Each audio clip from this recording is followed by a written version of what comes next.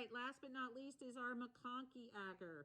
McConkey Agar is very similar to the EMB agar in that we're differentiating coliforms from other bacteria, but it is selective and differential, and in this case, it's a diagnostic test, oftentimes used in detection of urinary tract infections.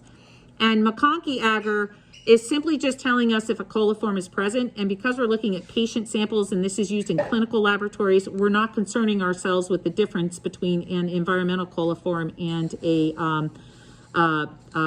raw sewage or a fecal coliform. In this case, coliform is coliform is coliform.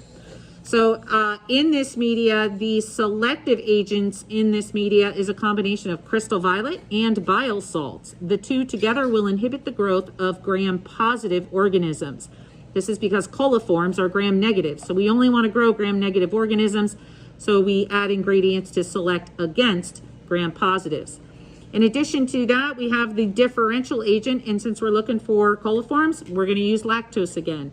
So lactose is the differential agent, and if bacteria ferment lactose, then the pH indicator in this media will detect the acid waste products and turn a hot pink. The pH indicator in this media is called neutral red. And neutral red will turn a hot pink in the presence of acids. So we can see on this plate E. coli here, we already know E. coli is a coliform, and it's a fecal coliform. It's a heavy lactose fermenter, so you can see all of the acid product in this plate causing this bacteria to turn this hot pink. Over here is Staph Epidermidis. Staph Epidermidis is a gram-positive organism, so there is no growth on this plate. This bacteria did not grow. There's no bacteria there in that section.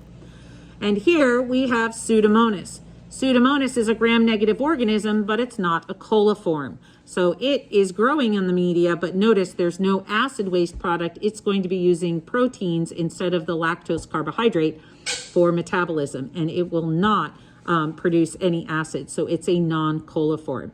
So if we did this with an isolation streak plate, we might see something maybe similar to this in an isolation streak plate. This would be, we would say, okay, well, obviously if this was a urine sample, we would say that there's some type of coliform causing a UTI. We do not expect to see coliform bacteria in urine samples. And that, my friends, is the end of our selective and differential media tests. Have a good one.